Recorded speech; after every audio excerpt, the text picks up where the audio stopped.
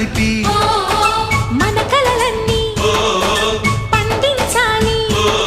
ఒక చోట పుట్టని కోడళ్ళు అయ్యారు అమ్మకే కూతుళ్ళు. త్వరలోని ముద్దుగా పుడతారు ఈ తాత పోలికల మనవళ్ళు. ఈ సంతోషాలు సరదాలే మా పండుగలు. డోలీ డోలీ